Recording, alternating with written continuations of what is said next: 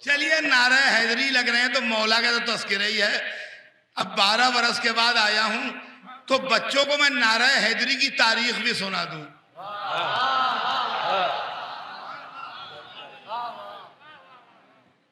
इसलिए कि अल्लाह मुझे माफ करे, एक एलिमेंट ऐसा भी है जो नारे हैदरी से भड़कता है। तो मैं खाली बड़े मुझसे बेहतर जानते हैं उनके लिए नहीं, लेकिन नौजवान बच्चे जिनको लोग सताते हैं, बड़ों से बोलते भी नहीं है, सताते भी बच्चों ही को हैं, तो उनको नारे हैदरी की हिस्ट्री सुना दूं कि नारे की हिस्ट्री क्या है। देखिए, ये खाली जोश में लगने वाला नारा नहीं है, इसके पीछे बड़ी सीरियस हिस्ट्री है। जिसका दिल चाहे किताब पढ़ ले। जब जंगे उहद हुई है, दूसरी जंग, पहली जंग बद्र थी सन 3 हिजरी में, जब जंग उहद हुई और मुसलमानों और काफिरों के लश्कर आमने सामने आए, तो काफिरों ने एक नारा लगाया। काफिरों ने नारा ये लगाया कि इन्ना लना उज़्ज़ा वला उज़्ज़ा लकुम। ये नारा काफिरों ने लगाया, सुनिए, इन्ना लना उज़्ज़ा वला उज़्ज़ा लकुम। उज़्ज़ा एक बुत का नाम है, उज़्ज़ा एक बुत का नाम है। आज आप पर इसका कोई असर नहीं होगा, इसलिए कि आप 1400 बरस से मुसलमान हैं। लेकिन जो बेचारे अभी अभी मुसलमान हुए थे, कोई 4 बरस पहले मुसलमान हुआ है, कोई 3 बरस पहले मुसलमान हुआ है, कोई 5 बरस पहले मुसलमान हुआ है, किसी ने 40 बरस उज़्ज़ा को सजदा किया है, किसी ने 35 बरस उज़्ज़ा को सजदा किया है, किसी ने, तो भैया इतने दिनों की साफ सलामत,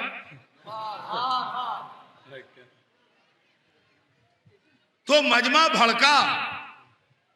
काफिरों ने नारा लगाया, इन्ना लना उज़्ज़ा वला उज़्ज़ा लकुम। हमारे पास उज़्ज़ा है, तुम्हारे पास उज़्ज़ा नहीं।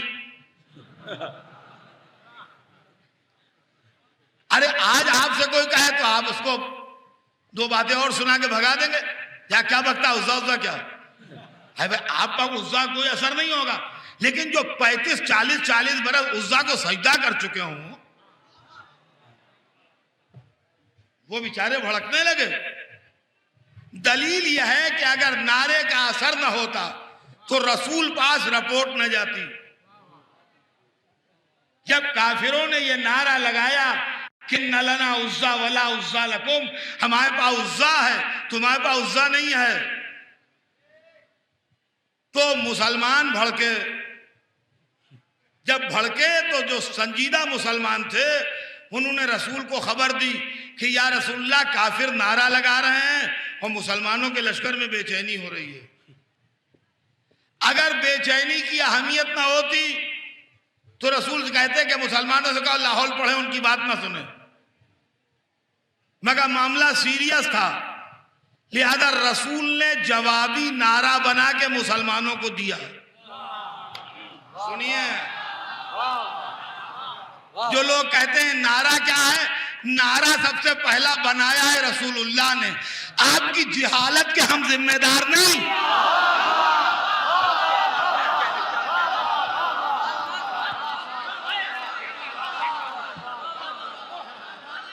नारे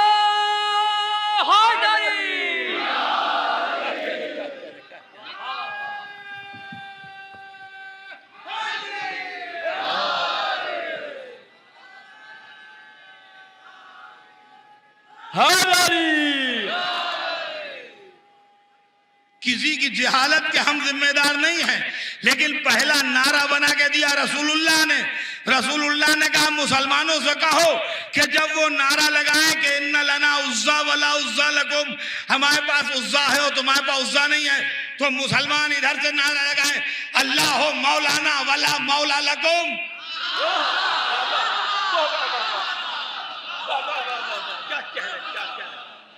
अल्लाह मौलाना वला मौला लकुम, अल्लाह हमारा मौला है, तुम्हारे पास मौला नहीं। नारे हैदरी, नारे हैदरी।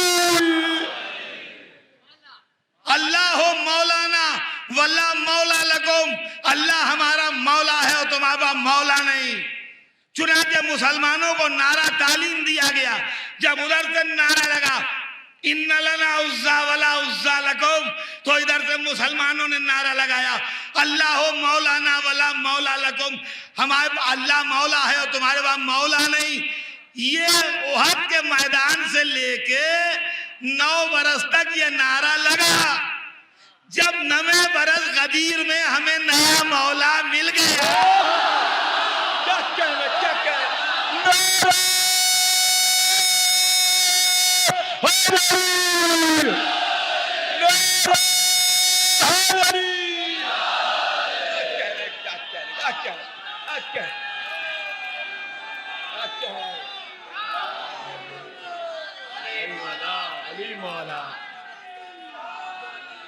अली मौला, अली मौला, अली मौला, अली मौला, अली मौला, अली मौला, अली मौला, अली मौला, अली मौला, अली मौला, अली मौला, अली मौला, अली मौला, अली मौला, अली मौला, अली मौला, अली मौला, अली मौला,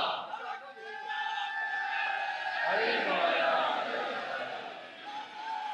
हमारी।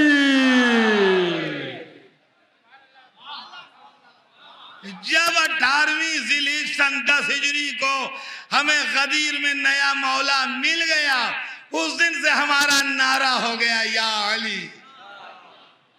अब समझिए आप नारा हैदरी की हिस्ट्री। ये नारा है कि जो सबसे पहले रसूल ने लगवाया और कुफ्र के जवाब में लगवाया, और उस दिन से आज तक नारा हैदरी उरूज इस्लाम की अलामत बन गया। तो अजीजान गिरामी, बात किधर से किधर घूम गई। मैं ये अर्ज कर रहा था अली से बढ़ के आलिम नहीं। तो इतना बड़ा आलिम जिसके आगे सारी दुनिया सर झुकाए हुए हो। अजीजों, एक बात आप मुझसे बेहतर जानते हैं कि जब कोई आदमी तरक्की करता है और नाम कमाता है, तो जिस घराने का शागिर्द होता है वो घराना बताता है कि यह आदमी हमारे यहाँ का शागिर्द है। पहले स्कूल कॉलेज नहीं थे, लोग प्राइवेट लोगों के पास जाके पढ़ते थे। तो अगर कोई बड़ा नाम कमा लेता था तो वो खुद अगर जिंदा होता था तो कहता था कि यह हमारा शागिर्द है, या अगर वो जिंदा नहीं होता था तो उसकी नस्ल के लोग कहते थे कि यह हमारे खानदान के शागिर्द हैं, हमारे दादा से पढ़ने आते थे, हमारे बाप से पढ़ने आते थे, इनको जो मिला है हमारे घर से मिला है। इसकी सैकड़ों मिसालें हैं।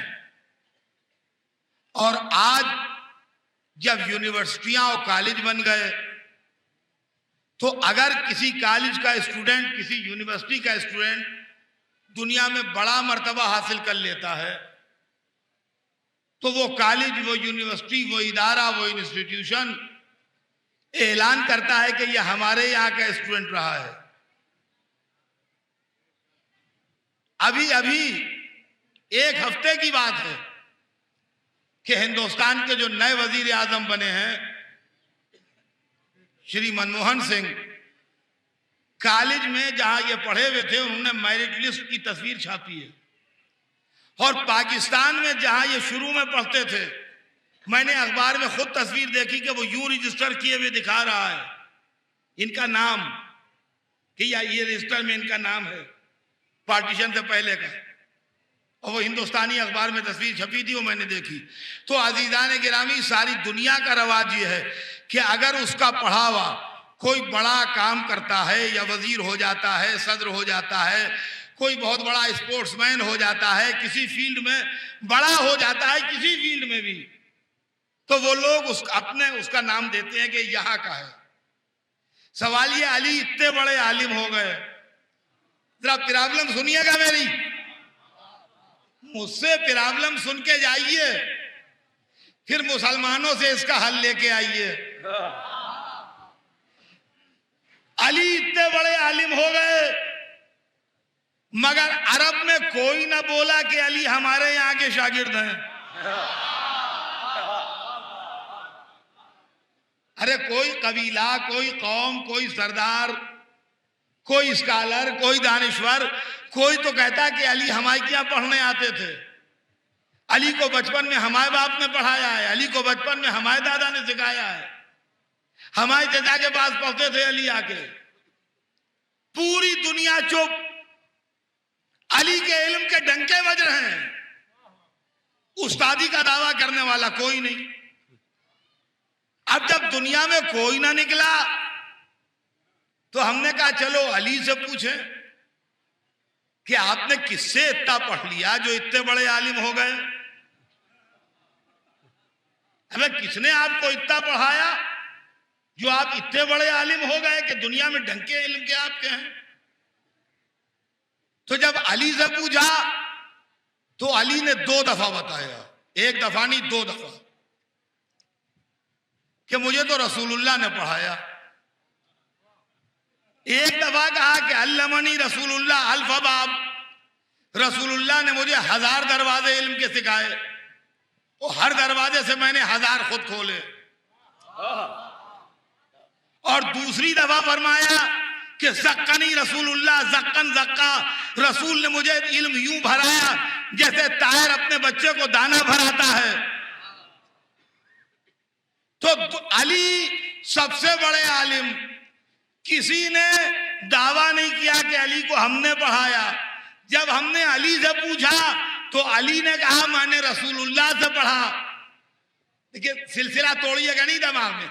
जब अली से पूछा तो अली ने कहा मैंने रसूलुल्लाह से पढ़ा। उम्मत कहती है रसूल खुद बेपढ़े लिखे थे।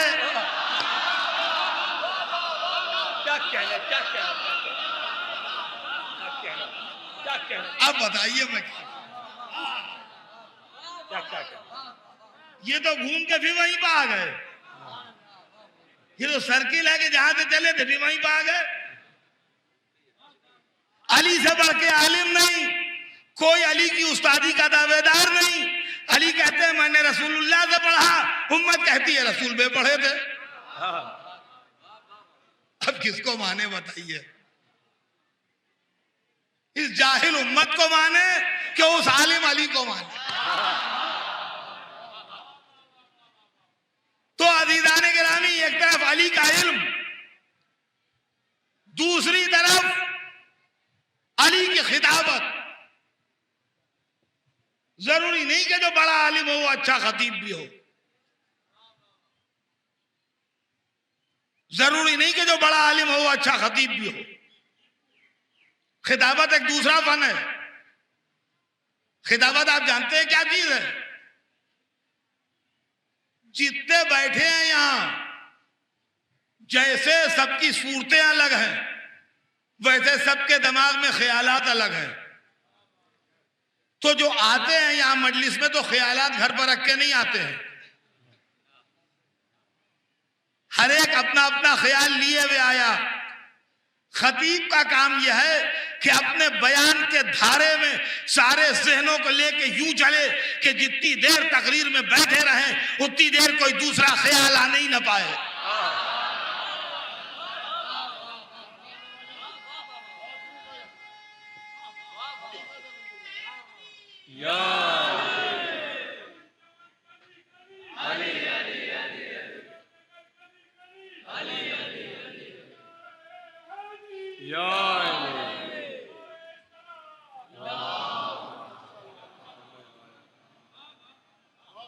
अली से बढ़ के खतीब नहीं, सुनिएगा, अली से बढ़ के खतीब नहीं। दलील सुनिए, हमारी कौम खिताबत से खूब वाकिफ है, और बच्चे और जवान न सही मगर बुढ़े ऐसे ही बैठे हैं जिन्होंने उन खतीबों को सुना है जिनके नाम के डंके बजते थे, मगर आज उनका कोई रिकॉर्ड हमारे पास नहीं है। आज उनका कोई रिकॉर्ड हमारे पास नहीं है। क्या बयान था मौलाना इब्न हसन साहब क़िबला नहरवी का। लेकिन आज हम बच्चों को क्या बताएं क्या पढ़ते थे। क्या बयान था जनाब सैयद मोहम्मद साहब क़िबला देहलवी का। आज हम लोगों को क्या बताएं क्या पढ़ते थे। क्या बयान था अल्लामा शमसुल हसन का। आज हम नौजवानों को कैसे बताएं क्या पढ़ते थे। ऑडियो वीडियो की इजाद से पहले हमारे जो खतीब मर गए, उनके पीछे मजमा दौड़ता था। हमने खुद अपनी आंखों से देखा है, सुनने की बात नहीं है। बहुत सी चीजें हमारी आंखों की देखी हैं। मजमा दौड़ता था पीछे पीछे, लेकिन आज उनका कोई रिकॉर्ड नहीं है, इसलिए कि ऑडियो वीडियो की इजाद से पहले वो मर गए। लिहाजा बस जो पुराने बुढ़े हैं वो कहते हैं अरे क्या पढ़ते थे, अरे क्या पढ़ते थे, अरे क्या पढ़ते थे। ये नहीं बता पाते क्या पढ़ते थे, इसलिए कि रिकॉर्ड ही नहीं है।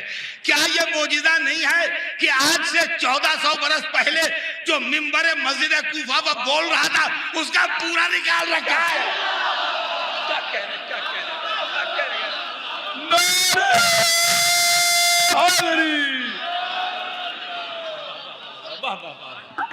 एक बावाज बुलंद नारे तलवार,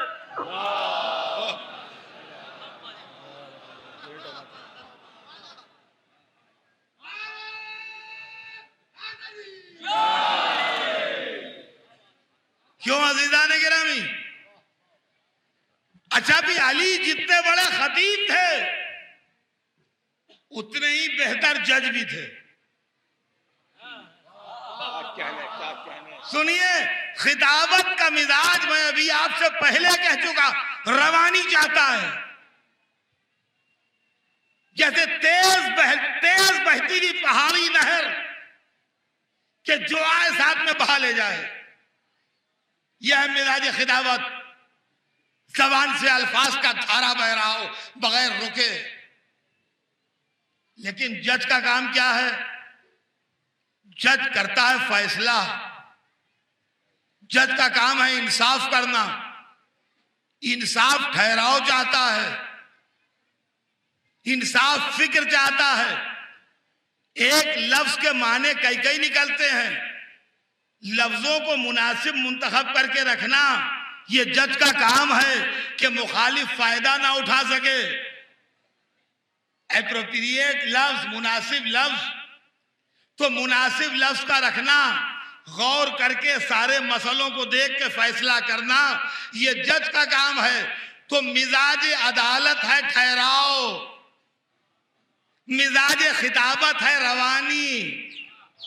ठहराव के साथ तकरीर होगी तो फेल हो जाएगी, रवानी के साथ फैसले होंगे तो अदालत का दामन मजरू होगा। अरे मेरे मौला, कैसे थे आप कि जब मिंबर पर बैठे तो अली से बढ़ के खतीब नहीं, और जब फैसला करने बैठे तो अली से बढ़ के जज नहीं।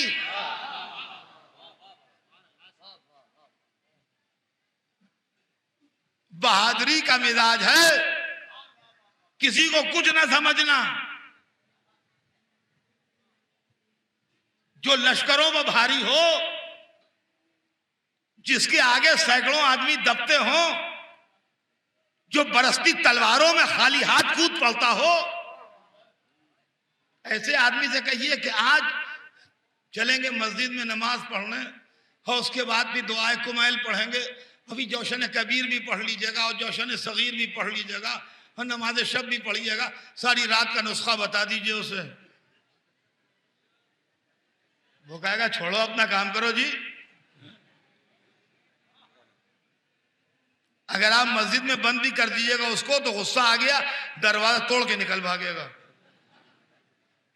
हाँ, जब दुश्मन सामने हो तो 1000-2000 भी चढ़ाई कर दें तो कहे घबराना नहीं, हम हैं। हाँ भाई, कौन आता है सामने देखें। वो शेर की तरह आके 2000 का रेला रोक लेगा। मगर आप कहिए रात भर नमाजें भी पढ़े, वो ये ना कर पाएगा। और जो बुजुर्ग का यहां मुसल्ला मस्जिद में मुस्तकिल हो, जिस दिन पूछा करेंगे नहीं मैं आज तो रोजे से हूं, और रात को देखा तो बेचारे सजदे में दुआ कर रहे हैं, 2 बजे रात को खड़े। आसमान पर हाथ उठाए। अब ये दुबले पतले कमजोर, इनको मैदान जंग में न ले जाइए, वरना एक प्रॉब्लम ये भी होंगे।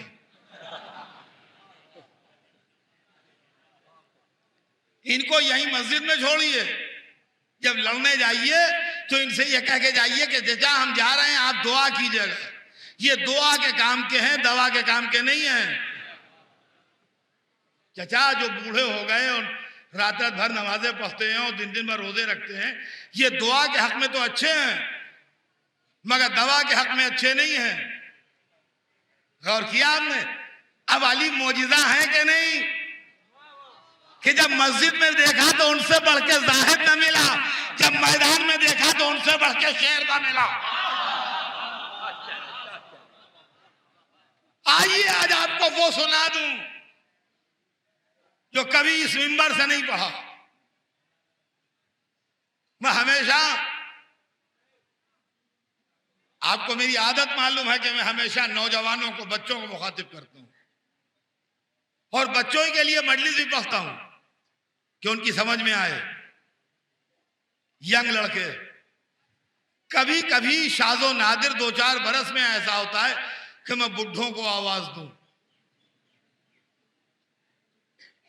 तो इस वक्त कुछ ऐसा ही मौका है कि बच्चों से बात नहीं है, सुन लें बच्चे भी, मगर मुखातिब मैं बुढ़ों से हूं। इस मजलिस में जितने 60+ के बैठे हैं,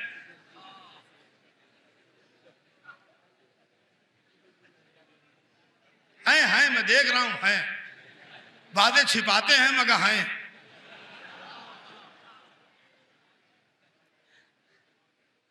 जितने 60+ के बैठे हैं, 60 से कुछ ऊपर की तरफ, मैं उनसे सिर्फ एक बात पूछना चाहता हूं।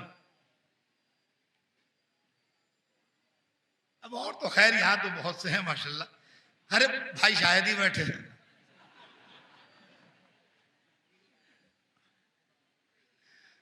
मैं एक बात सिर्फ पूछना चाहता हूं, भाई मैं भी उसी में हूं भैया, मैं खुद उसी में हूं, मैं अलग नहीं हूं। मैं एक बात पूछना चाहता हूं कि क्यों भाई, जो 25 बरस के सिन में थे आप वही अब हैं या कुछ फर्क हो गया? मैं इतनी सी बात बता दीजिए सोच समझ के कि 25-26 बरस के सिन में जो थे वही हैं अभी तक या कुछ बदल गए? अरे एक बड़ी दिलखराश ठंडी सांस ली, हर का अथर साहब क्या, अरे कौन से जख्म ताजे कर दिए? कैसी बातें कर रहे हैं आप? अरे कैसी बातें कर रहे हैं आप? अब वो बातें कहां? अरे मीलों चले जाते थे, पता नहीं चलता था, जो खाया पता नहीं चला, जहां दौड़ते हुए चले गए कुछ। अरे अब तो यह हाल है कि वहां तक गए, सामने सड़क तक, जनाब सांस फूलने लगी, बैठ गए वहां जाके हम। रात को जरा सा बदपरहेजी हो गई, सवेरे तबीयत खराब थी। ये हालत है। ठीक बात है भाई, जवानी में आदमी कुछ और होता है, बुढ़ापे में कुछ और होता है। आप जरा सुनिए, मेरी तरह मुखातिब हो गए। मेरे मौला ने जब बद्र का मैदान जीता है तो 24 बरस के थे। उम्र मुबारक 24 और 25 के बीच में थी, शादी भी नहीं हुई थी। जब अली मैदान बद्र में लड़े हैं तो मौला की शादी उस वक्त नहीं हुई थी, शादी बाद में हुई, उसी साल हुई है मगर बाद में हुई। तो जब बद्र के मैदान में लड़े हैं तो 24-25 बरस के बीच में सिन था। जब उहद में लड़े तो 25-26 बरस के थे। जब खंदक में लड़े तो 27 बरस के थे। जब खैबर में लड़े तो 28-29 बरस के थे। उम्र का हिसाब लगा रहे हैं आप? 24, 25, 26, 27, 28, 29, ये बिल्कुल नौजवानी है, बिल्कुल भरपूर जवानी, जिसको कहते हैं उठती जवानी। और अली लड़ रहे हैं और लश्कर पीछे हट रहा है और अली के सामने कोई जम नहीं रहा है। रसूल के बाद इस्लाम सियासत का शिकार हो गया और जिहाद के नाम पर मुल्कगिरी होने लगी, तो अली की तलवार मुल्कगिरी के लिए कहां उठती? अली की तलवार तो अल्लाह की भेजी हुई थी ना। तो जिसका असलहा होता है उसकी लड़ाई में शिरकत मानी जाती है। लिहाजा अगर अली बाद रसूल लड़ाइयों में लड़ते तो अल्लाह की शिरकत हो जाती। लिहाजा अली घर में रहे, लड़े नहीं।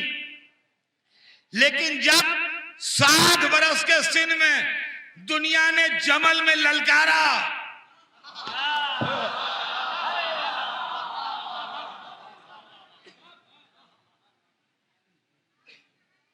सुनिए, मैंने जो कहा है, मैं पूरा बयान मेरे दावे की दलील है जो मैंने शुरू में किया था कि अली मोजिजा। आज इस मजलिस में जितने बैठे हैं 60 बरस या 60 बरस के ऊपर के, वो सब यही कहेंगे कि हम जो 24, 25, 26, 27 बरस के सिन में थे वो 60, 61, 62, 63 बरस के सिन में नहीं है। और ठीक कहेंगे, गलत नहीं कहेंगे। अली 24, 25, 26 बरस के सिन में लश्कर उलट रहे हैं। 60 बरस से ऊपर जा रही है उम्र जब जमल में ललकारा जाता है। बाप मेरी तरफ देखते रहिए, क़यामत का टेंशन है, गजब की घुटन है, क़यामत की ह्यूमिडिटी है पोर्ट सिटी बसरा में। गर्मी की वजह से सांस रुकी जाती है।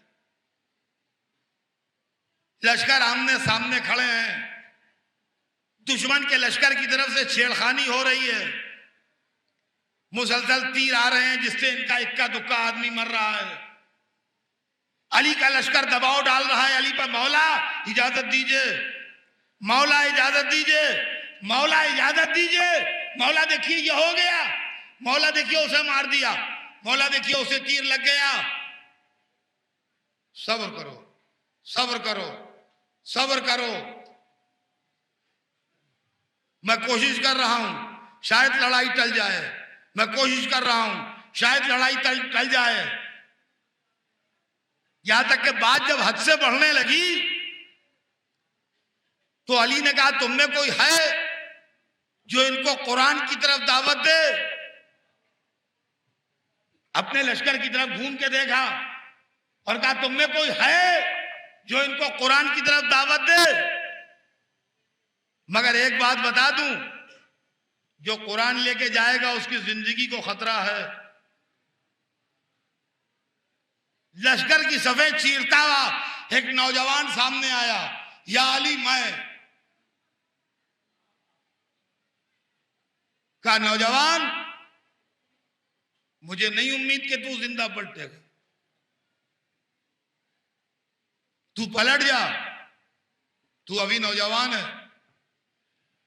कहा, मौला मैं शौक़े शहादत से चूर हूं, मुझे शहादत चाहिए।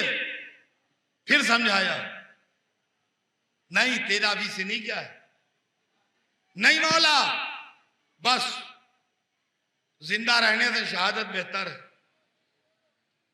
मुझे कुरान हाथों पर रखा उसके। कहा, दोनों लश्करों के बीच में जाओ और जाके कहो कि अमीरुल मोमिनीन अली तुम्हें इस कुरान की तरफ बुला रहे हैं। वो कुरान हाथों पर लिए हुए दोनों लश्करों के बीच में आया, कुरान की आवाज दी, अमीरुल मोमिनीन अली तुम्हें इस कुरान की तरफ बुला रहे हैं।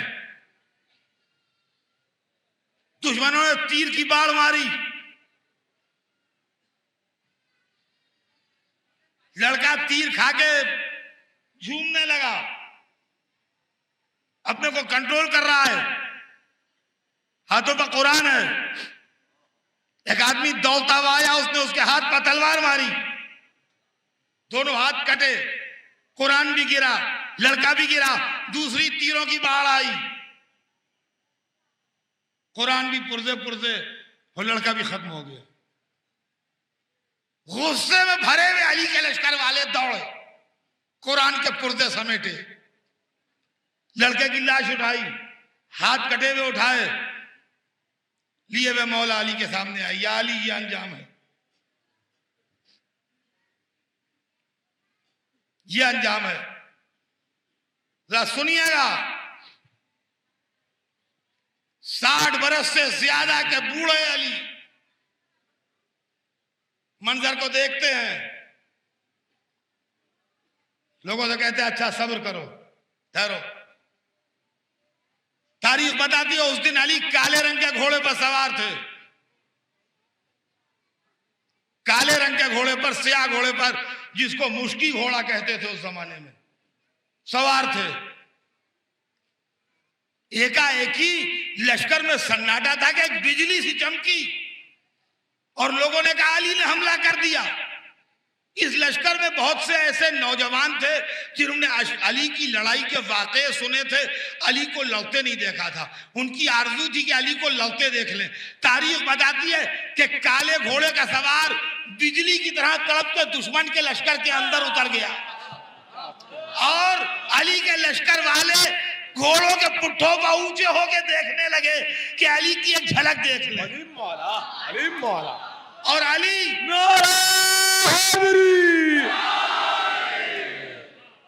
सुनिए, और अली दुश्मन के लश्कर में डूब चुके थे। अब अली नहीं दिखाई दे रहे थे, खाली दुश्मन के लश्कर का डिस्टरबेंस बता रहा था। यहां पर अली है, अब यहां पर है, अब यहां पर है, अब यहां पर है, अब यहां।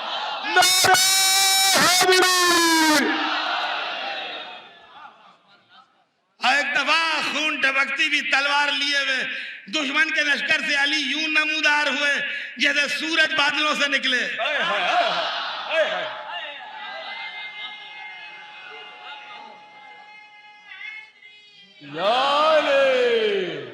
और जहां खड़े थे वहीं आके फिर खड़े हो गए। किसी का खोद काटने में या सर काटने में या जिस्म की कोई हड्डी काटने में तलवार जरा सी कुछ एक जगह से टेढ़ी हो गई थी तो जानू पर रख के उसे सीधा करने लगे, हाथों के जोर से जानू पर रख के उसे सीधा करने लगे। गर्मी गजब की थी, शरबत बना था इधर, शहद का शरबत अरब में आम था, शहद का शरबत बनाते थे। तो इधर पहलू में खड़े हुए एक आदमी ने मौला अली को एक जाम दिया शरबत का, एक गिलास में शरबत पेश किया। लड़े हुए आ भी रहे थे, गर्मी भी थी, शरबत उससे लिया और नोश किया। इधर मालिक अश्तर खड़े हैं। मालिक अश्तर समझते हैं आप, अरब का मायानाज शहसवार। इधर मालिक अश्तर भी खड़े हैं और लोग खड़े हैं, मालिक अश्तर भी हैं। नोश किया और जब गिलास पी लिया शरबत का तो हाथ बढ़ा के उसको गिलास देने लगे। मंजर नजर में गुजर रहा है ना, हाथ बढ़ा के उसको गिलास देने लगे। और जब उसने गिलास लिया तो उससे मुड़ के कहने लगे, ये शरबत, ये शहद ताइफ का मालूम होता है, जिसका शरबत बना है ये शहद ताइफ का मालूम होता है। उसने तो कुछ नहीं कहा मगर मालिक जो खड़े थे तड़प गए। कह लगे याली आपको इस वक्त भी इतना होश है कि शहद ताइफ का है कि यमन का है?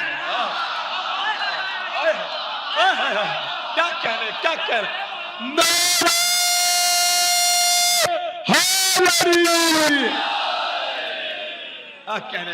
क्या कह रहे?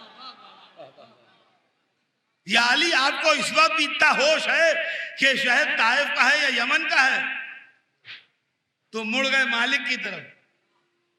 कह लगे भतीजे तेरे चचा को कभी ये फिक्र ही नहीं हुई कि मौत उस पर जा रही है या वो मौत पर जा रहा है। और ये कहते कहते एक दफा मालिक कहते हैं, अब जो मैंने नजर उठा के देखा तो अली भी दुश्मन के लश्कर में, अली भी दुश्मन के लश्कर में। और एक चक्कर और दिया और अब जो निकले उधर से तो अब मोहम्मद हनफिया के हाथ में अलम था। अलमदार लश्कर मोहम्मद हनफिया थे, उनको अलम दिया था।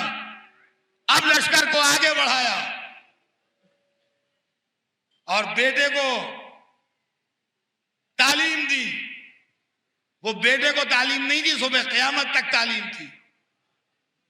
सुनिए, फरमाते तकद्दम या बुनैया तज़ूल जिबाल वला तज़ल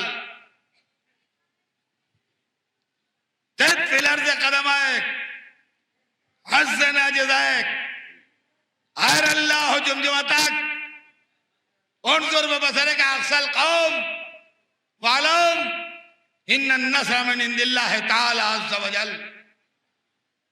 नहजुल बलागा में है, जिसका दिल चाहे देख ले। फरमाते हैं मेरे बेटे आगे बढ़, पहाड़ हट जाए तू ना हटना। तिक फिल अर्ज़ क़दमैक, पैरों को जमीन के अंदर उतार देना। हज़्ज़न जज़ैक, जबड़े पर जबड़े को जमाए रखना। हर अल्लाह जुमजुमतक, अपने सर को राह खुदा में आरियत दे देना। ये आरियत के लफ्ज की ब्यूटी आप समझे क्या है? आरियत जो चीज दी जाती है वो मिल जाती है, जो मुस्तकिल दी जाती है वो नहीं मिलती। आरियत दे देने का मतलब यह है जो सर राह खुदा में दोगे वापस आ जाएगा। अक्सल कौम, आखिरी टारगेट पर नजर रहे, आखिरी लश्कर के ऊपर सफ पर। वालम, यह ख्याल रहे कि इन्नन नस्र मिन इंदिल्लाहि तआला अज़्ज़ व जल, फतह नुसरत अल्लाह की तरफ से। और इतने मोमिनों का मजमा है। अब जब बात यहां तक आ गई है तो यह भी सुन लीजिए कि मोहम्मद ने हमला किया, फौज आगे बढ़ी, दुश्मन ने तीर बरसाए, फौज के कदम रुके। अली लौटते हुए मोहम्मद के पास से गुजरे, पुष्पहा तक के कहा आगे बढ़। मोहम्मद फिर आगे बढ़े, दुश्मन ने तीरों की बारिश तेज की, मोहम्मद के कदम फिर रुके, फिर आगे बढ़े, फिर अली आए, फिर पुष्पहा तक के कहा बेटा और तेज आगे बढ़। मोहम्मद फिर आगे बढ़े, फिर तीरों की बारिश तेज हुई, फिर कुछ इनकी रफ्तार स्लो हुई। यह मंजर इमाम हसन देख रहे थे, तलवार निकाली, आगे बढ़ना शुरू किया लश्कर को लेके। तीरों की बारिश तेज हुई, हसन की रफ्तार और तेज हुई, तीरों की बारिश और तेज हुई, हसन की रफ्तार और।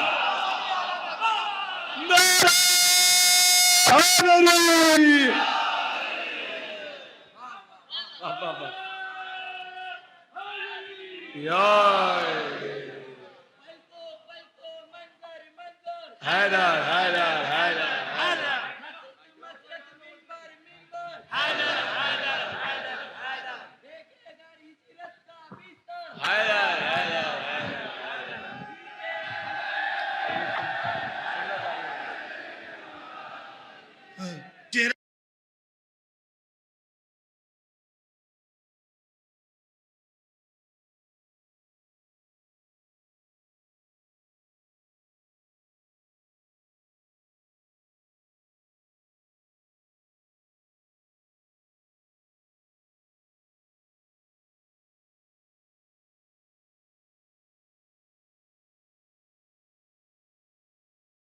वो परेशानी है, कुछ माथे वो पसीना है।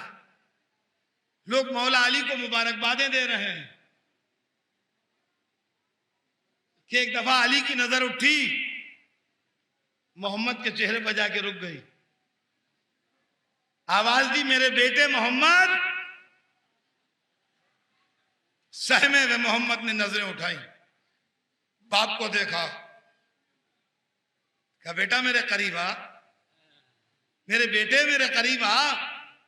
डरे सहमे हुए मोहम्मद अली के पास आए, कहा बेटा क्या तू ये सोच रहा है कि जो तुझसे नहीं हो सका वो हसन ने कर दिखाया? क्या तू शर्मिंदा हो रहा है? क्या तू ये सोच रहा है कि जो तुझसे नहीं हो सका वो हसन ने कर दिखाया? नहीं मेरे लाल, शर्मिंदा ना हो, मेरे बेटे मोहम्मद शर्मिंदा ना हो। शर्मिंदगी वहां पर होती है जहां दो बराबर की ताकतें हों। शर्मिंदगी वहां पर होती है जहां दो बराबर की ताकतें हों। मेरे बेटे मोहम्मद तेरा हसन का कोई मुकाबला नहीं है, तू मेरा बेटा है, वो रसूलुल्लाह का बेटा है।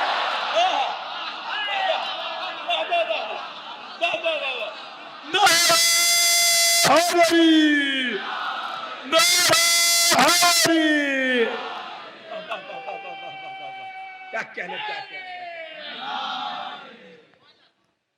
बहादुर कहाँ तक सुनाऊं, दूसरी मजलिस से भी बहुत सी होना है, बस चंद मिनट और ये सिलसिला तमाम कर दूं और बात अपनी मुख्तसर करूं। जिंदगी रही तो फिर कभी, मगर हाँ इतना जरूर कह दूं कि हमारी कौम में एक तबका अपने जहन का इलाज करे, जो कहते हैं कि ये आन के खैबर खंदक पढ़ देते हैं, ये वाह हुआ के लिए पढ़ देते हैं, काम की बात नहीं पढ़ते। सबसे काम की बात और सबसे इंपॉर्टेंट बात जिक्र हैदर कर्रार है। क्या कहने वाला है।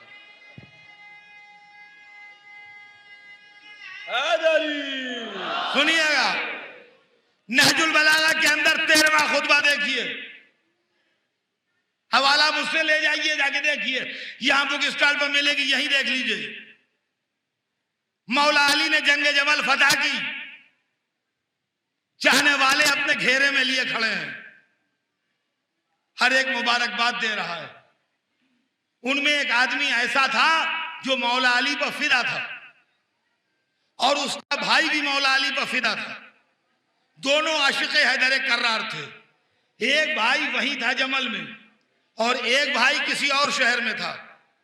वो मौला अली के पास खड़ा हुआ है और खुश भी हो रहा है और अपने भाई को भी याद कर रहा है कि काश मेरा भाई भी इस वक्त होता तो वो भी इस मंजर को देख के खुश होता। मौला अली ने जैसे ही ये बात देखी वैसे ही उसको बुलाया करीब, कहा यहां, कहा क्या बात, कहा क्या तू हमें दोस्त रखता है? उसने कहा हाँ मौला। कहा क्या तेरा भाई भी हमें दोस्त रखता है? कहा हाँ मौला, बहुत चाहते हैं हम लोग आपको। अब सुनिए उसके बाद फरमाते फकत शहदना वलकत शहदना फी अस्करना हाजा कौमुन फी अस्लाबिर रिजाल व अरहामिन निसा सयौरफ बहिमुल ज़मान व यक़वा बहिमुल ईमान। का बस तू सुन ले कि वो यहां है। अब सुनिए, जितने यहां हैं उनका जिक्र सुनिए, बस तू समझ ले कि वो यहां है। वलक़द शहदना फी अस्करना हाज़ा, और हमारे इस लश्कर में वो भी हैं कि जो अपने बाप के असलाब में हैं और अपनी मां के शिकम में हैं। जमाना उन्हें जाहिर करेगा और ईमान उनसे कवी होगा। तो अज़ीज़ान गिरामी, ये जो जिक्र फज़ाइल हैदर कर्रार होता है, इससे ईमान कवी होता है। क्या कहने। अब सुनिए, जिनके अंदर मैन्युफैक्चरिंग डिफेक्ट हो वो अलग बात, बाकी ईमान कवी होता है। अली को जब बुढ़ापे में आवाज दी दोबारा, जब दोबारा आवाज दी बुढ़ापे में, तो फिर आए अली जंगे सिफ़ीन। 62 साल के करीब उम्र शरीफ थी और एक वक्त ऐसा भी आया कि मालिक अश्तर सरदार थे, शामी फौज के दबाव ने इराकी फौज को पीछे ढकेला। तब पढ़ लीजिएगा तारीख में, ये सब पीछे ढकेला। और एक मर्तबा तारीख लिखती है कि अली ने मालिक से कहा कि मालिक तुम लश्कर को संभालो अपने, मैं दुश्मन का रेला रोकता हूं।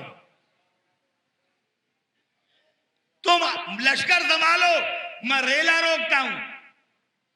यह मोजिजा नहीं है तो क्या है कि 62 बरस का बूढ़ा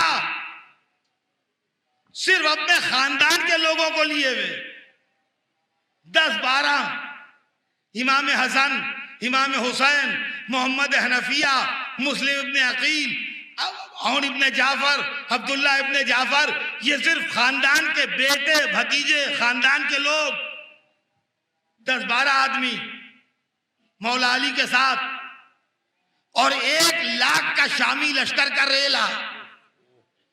और आलम यह है अली का कि वो अली जिनको बेवाएं रोक लेती हैं, जिनको यतीम रोक लेते हैं, जिनको मामूली औरतें और मामूली गुलाम अपने मसाइल के लिए रोक लेते हैं, चेहरे पर वो जलाल है कि कोई बेटा या भतीजा या रिश्तेदार भी अली से बात करने की हिम्मत नहीं कर रहा है। दम निकल रहा है अली का चेहरा देख के। और आलम यह है कि 1 लाख के लश्कर के रेले को रोके हुए हैं, सिर्फ अपने बेटों और भतीजों को लिए हुए, और तीर सन सन गुजर रहे हैं। कोई तीर भी जिंदगी का खात्मा कर सकता है, लेकिन ना अली को परवाह है, ना अली के खानदान के नौजवानों को परवाह है। लेकिन अली के साथ जो अली के बेटों और भतीजों की जवान टुकड़ी लड़ रही है, उसको यह फिक्र है कि कहीं अली ना जख्मी हो जाए। किसी में दम नहीं था कि अली से बात कर ले। हिम्मत पैदा हुई तो सिर्फ एक शख्स की, जिसका नाम था इमाम हसन, जो अपने बाप के पास आए और आन के कहा कि बाबा, क्या यह मुनासिब नहीं होगा कि आप कल्बे लश्कर में तशरीफ ले जाएं? जुमले हैं यही तारीख में कि इमाम हसन कहते हैं कि बाबा, क्या यह मुनासिब नहीं होगा कि आप कल्बे लश्कर में तशरीफ ले जाएं? बेटे को मुस्कुरा के देखा, कहा बेटा, ये तेरे बाप पर हमला करने में जितना तेज है, तेरा बाप जवाब देने में इनसे ज्यादा तेज है। और इमाम हसन कहते हैं, ये कहते कहते जो मैंने मुड़ के देखा तो मेरे बाबा दूर मैमने के ऊपर खड़े हुए हमले का जवाब दे रहे थे। ये अली हैं बुढ़ापे में, और वो बुढ़ापा जिसमें जिंदगी भर रोजे हैं और जौ की रोटियां हैं। और इसी लड़ाई में एक मंजर वो भी आया है सिफ़ीन में कि जब तारीख कहती है कि इब्ने अब्बास ने खड़े खड़े 4 जवान मार दिए एक के, तो उसका बाप खुद निकल आया। जब खुद निकल आया उसका बाप, तो अली लड़ाई देख रहे थे, कहने लगे इब्ने अब्बास पलट आओ।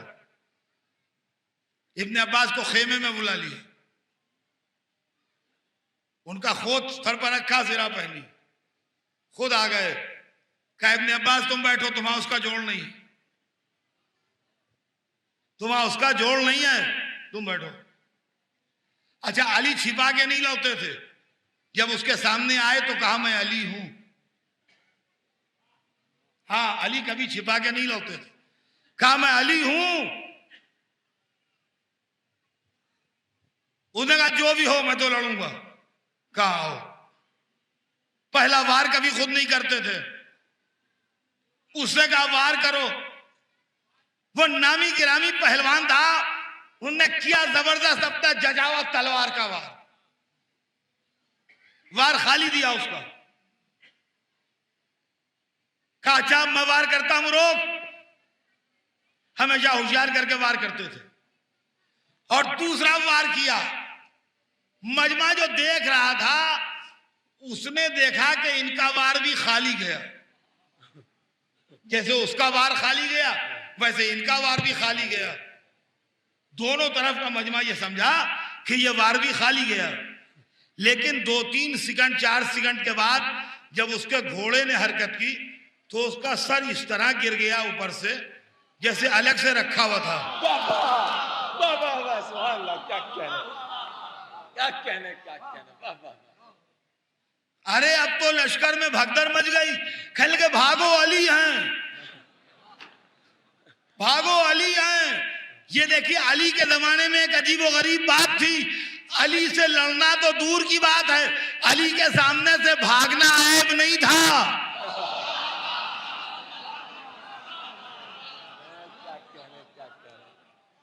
इसलिए कि पूरे दुनिया अरब में अली के बाद ऐसा तो कोई जिंदा ही नहीं था जो अली से लड़ा हुआ हो। क्वालिफिकेशन बहादुरी की ये थी कि ये अली के सामने से भागे हुए हैं। क्या बात है, क्या बात है। समझे आप, ये अली के सामने से भागे हुए हैं। तो लश्कर में भगदड़ बढ़ गई, कह लगे अली आ गए, अली आ गए, भागो, जिसको जान प्यारी हो भागो। तो जो नए रंगरूट था शामी, कह लगे इब्ने अब्बास तो वही हैं। तो पुरानों ने कहा नहीं, ये इब्ने अब्बास नहीं है, ये हाथ इब्ने अब्बास को नसीब नहीं, ये अली हैं। अब जो झगड़ा होने लगा, और झगड़ा क्यों होने लगा उसकी वजह सुन लीजिए। इसलिए कि अगर अली हो तो भागा जाए, अगर अली के अलावा हो कोई तो दूसरा भेजा जाए। तो उनके हाकिम तक ये बात पहुंची, हाकिम शाम तक, कि ये अली है कि नहीं। वो निकल आया, कह लगा झगड़ा ना करो, झगड़ा ना करो, मैं अभी अभी बता देता हूं। अच्छा, वो खूब पहचानता था। अब भाई वो क्यों ना पहचानता, जुल्फकार उसका पूरा खानदान चाटे बैठी थी। क्या कहने, वो ना पहचानेगा तो कौन पहचानेगा। क्या कहने। कह लगा देखो मैं बताता हूं, घबराओ नहीं, लड़ो नहीं आपस में, मैं बताता हूं। सारा लश्कर मिलके हमला कर दो, अगर अली होगा तो लश्कर पीछे हटेगा, अगर अली के अलावा कोई होगा तो वो पीछे हटेगा। लीजिए, पूरे लश्कर ने हल्का बना के हमला किया। जितना जितना हल्का करीब होता गया, उतना उतना अली का इत्मीनान बढ़ता गया। जब हल्का करीब आ गया, हाथ में तलवार तिरछी करके ली, घोड़े को गोल चक्कर देना शुरू किए, सर कट के गिरना शुरू हुए, लश्कर फैलने लगा। वो चीखने लगा, भागाओ भागाओ, अली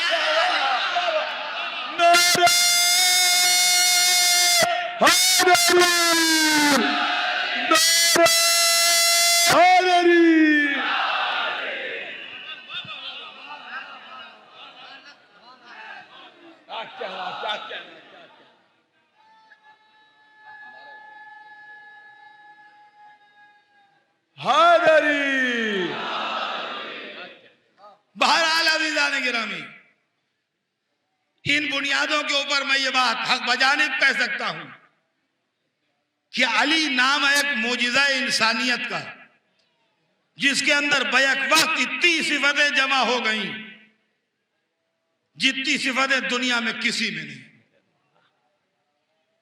और मुबारक हो आपको इस मुकद्दस बारगाह में हाजिर होना,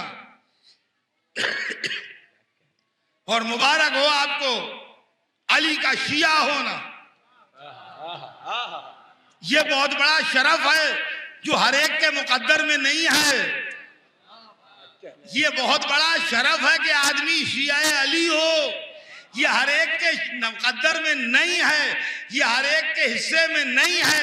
आपको अल्लाह ने शिया करार दिया है, आपको चाहिए अल्लाह का शुक्र अदा कीजिए और माँ बाप को दुआएं दीजिए। और मेरे दोस्तों, शीयत हमेशा से साजिशों का शिकार रही और आज भी साजिशों का शिकार है। हम इंटरनल साजिशों की जद पर भी हैं, एक्सटर्नल साजिशों की जद पर भी हैं। हमारे अंदरूनी दुश्मन भी हम पर हमला करते हैं, हमारे बैरूनी दुश्मन भी हम पर हमला करते हैं। 1400 बरस से शीयत की यही तारीख रही। मैं हाथ जोड़ के आपकी खिदमत में यह गुजारिश करता हूं कि अंदरूनी तौर पर ऐसी कंट्रोवर्सीज कभी डेवलप न कीजिए कि मजलिस वर्सेस मातम टकराव पैदा हो या मातम वर्सेस मजलिस टकराव पैदा हो, नमाज वर्सेस मजलिस टकराव पैदा हो या मजलिस वर्सेस नमाज टकराव पैदा हो। इसलिए कि ये सब एक ही खानदान के लोग हैं। मातम भी उन्हीं का है, मजलिस भी उन्हीं की है, अज़ादारी भी उन्हीं की है, नमाज भी उन्हीं की है। सब एक ही घर के लोग हैं, बाहर का कोई नहीं। नमाज कायम करने वाले भी हुसैन इब्ने अली हैं और मजलिस व मातम जो होता है वो उन्हीं हुसैन का होता है जिनके लिए कहा जाता है अशहदु अन्नका क़द अक़मतस सलात। तो अज़ीज़ान गिरामी, आमाल को बचाने वाले और आमाल का बाग लगाने वाले अहले बैत हैं, और अहले बैत ही जो हैं उन्हीं की याद में मातम भी है। उन्हीं की याद में मजलिस भी है, उन्हीं की याद में जुलूस भी है, उन्हीं की याद में अलम भी है। तो कोई मिंबर पर बैठा पढ़ रहा हो तो वो भी फैज़े अहले बैत है, कोई अंजुमन में खड़ा मातम कर रहा हो तो वो भी फैज़े अहले बैत है, कोई साहिब बयाजी कर रहा हो तो वो भी फैज़े अहले बैत है, कोई मुसल्ले व पेश नमाजी कर रहा हो तो वो भी फैज़े अहले बैत है। अज़ीज़ाने गिरामी, ये सब एक ही घर की चीजें हैं, अलग अलग घर की नहीं। लिहाजा हमेशा इस बात का ख्याल रखिए कि इस नौइयत की कोई कंट्रोवर्सी अपनी कौम में और अपने घरों में और अपने खानदानों में डेवलप ना हो। और अगर कोई ऐसी सूरत पैदा हो तो होशियारी से, अक्लमंदी से, समझदारी से फौरन उसको खामोशी से सबसाइड कर दीजिए, ताकि बात जो है वो आगे फैलने न पाए। इसलिए कि आजकल हमारा दिल बेइंतहा गमज़दा, इसलिए भी गमज़दा है कि मौला अली का रोजा भी आजकल निशाने पर है, हुसैन का हरम भी आजकल निशाने पर। ये मजलूमियत की दास्तानें खुदा जाने कब तक हमारा इम्तिहान लेगी।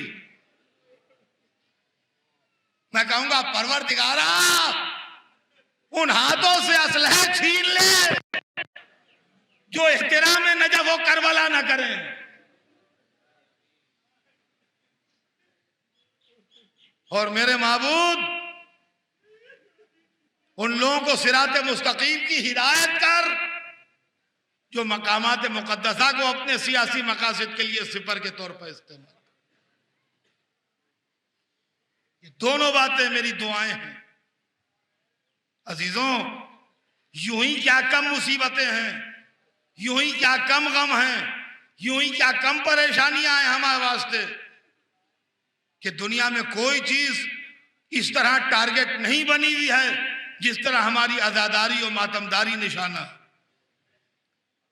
मुहर्रम आया कि आजादारी निशाना बन गई, मजलिसें शुरू हुई कहीं कि आजादारी के लिए सवालात उठाना शुरू कर दिए। बस मैं अपनी मजलिस को तमाम कर रहा हूं, मेरी तकरीर तमाम होने वाली है, मगर मैं जाते जाते चूंकि 12 बरस के बाद आया हूं, लिहाजा अपने नौजवानों को, बच्चों को अपनी आमद का तोहफा देता जाऊं यहां, और उसके बाद तकरीर तमाम हो जाएगी। कि देखिए, मुहर्रम के सिलसिले में हो, आजादारी के सिलसिले में हो, हुसैन के सिलसिले में हो, या अली के सिलसिले में हो, या अब्बास के सिलसिले में हो, मातम हो, मजलिस हो, अलम हो, ताबूत हो, ताजिया और जरी और न्याज और नजर और हिस्सा और शरबत, जो भी चीजें हैं सब एतराज करते हैं लोग। ये जनाब आपके यहां क्या होता है, ये कुरान में कहां लिखा है, ये कुरान में कहां लिखा है, ये जुलजिना कहां लिखा है, ये आलम कहां लिखा है, ये इमारत कहां लिखी है, ये शरबत कहां लिखा है, ये खिचड़ा कहां लिखा है, ये हलवा कहां लिखा है, ये मलीदा कहां लिखा है। होता है कि नहीं होता? हाँ, कुरान में दिखाइए साहब, आप हम तो नहीं मानेंगे। देखिए, होशियार वो है, अब सुनिएगा, ये मैं बच्चों से कह रहा हूं, बड़े तो मुझसे बेहतर जानते हैं, उनको क्या बताऊंगा।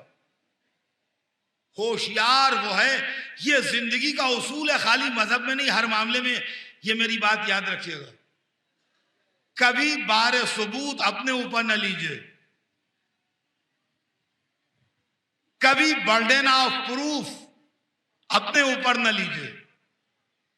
हमेशा जो आपसे बहस करने आए, साबित करने की जिम्मेदारी उस पर डालिए, वरना आपको हफ्तों महीनों लग जाएंगे, बहस तमाम नहीं होगी।